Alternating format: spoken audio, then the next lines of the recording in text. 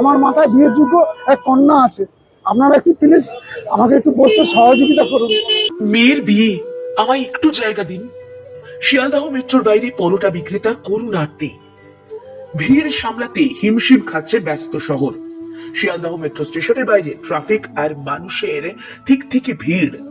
এর মাঝে এক টুকরো বিষণ্ণতা আর এক বাবার লড়াইয়ের ছবি ভাইরাল সোশ্যাল মিডিয়ায়। তিনি কোনো বড় ব্যবসায়ী নন, পেশায় সাধারণ পরোটা বিক্রেতা। আজ তার পরোটা বিক্রির চেয়ে মেয়ের ভবিষ্যৎটা অনেক বড় হয়ে দাঁড়িয়েছে। শিয়ালদহ স্টেশনের ব্যস্ত ফুটপাতে সামান্য ডাল আর পরোটা বিক্রি করে সংসার চলে। সামনের মাসে মেয়ের বিয়ে। দুর্মূল্যের বাজারে মেয়ের বিয়ের খরচ জোগাতে হিমশিম খাচ্ছেন এই বৃদ্ধ। অভিযোগ উঠছে, স্টেশনের বাইরে বসার জায়গা নিয়ে মাঝে মাঝেই তাকে সমস্যার মুখোমুখি হতে হচ্ছে। দুহাত জোর করে তার করুণ আরতি। আমার একটা বিবাহযোগ্য মেয়ে আছে, আমাকে শুধু একটু একটু বসার জায়গা দিন।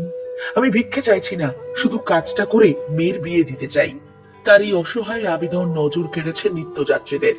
অনেকে দাঁড়িয়ে তার হাতে পরোটা খাচ্ছেন, কেউ বা সাধ্যমতো সাহায্যের হাত বাড়িয়ে দিচ্ছেন। সোশ্যাল মিডিয়ায় তার একটা ভিডিও ছড়িয়ে পড়ার পর থেকেই তুমুল শোরগোল। ভিডিও সত্যতা আমরা যাচাই করিনি। অনেকের প্রশ্ন, একজন অসহায় বাবা যখন বেঁচে থাকার রসদ পেতে লড়ছেন, তখন প্রশাসন, সাধারণ মানুষ, এই শহর কি পাশে দাঁড়াবে না? একজন বাবা হিসেবে তার এই আকুতি এখন শিয়ালদহের ব্যস্ত মোড়ে এক বিষণ্ণ সুর হয়ে বাজছে।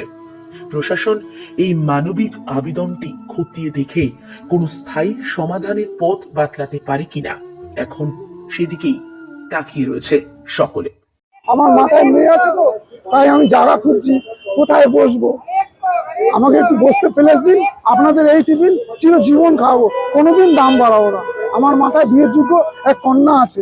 আপনারা একটু প্লিজ আমাকে একটু বসতে সহযোগিতা করুন। আমি দু হাত দিয়ে বলছি, আমি খুব কষ্টে আছি, আমাকে একটুখানি সহযোগিতা করুন। দক্ষিণেশ্বর মন্দিরে পেয়েছি তো স্ট্যান্ডার্ড জায়গা, ওখানে আমি ঠাঁই পেলাম না। আমাকে একটু দয়া করুন, আমি চিরজীবন এইভাবে খাওয়াবো আপনাদের। 6টা পরোটা 20, 40 টাকা 6টা পরোটা দাম। খেতে পারলে ডিম ফ্রি, 3টে পরোটা 20 টাকা, পরোটা একটা ফ্রি। যদি পরোটা না খেতে পারেন মিষ্টি খাওয়াবো ফ্রি। মিষ্টি কথা বলবেন, আমি মিষ্টি খাওয়াবো আপনাকে।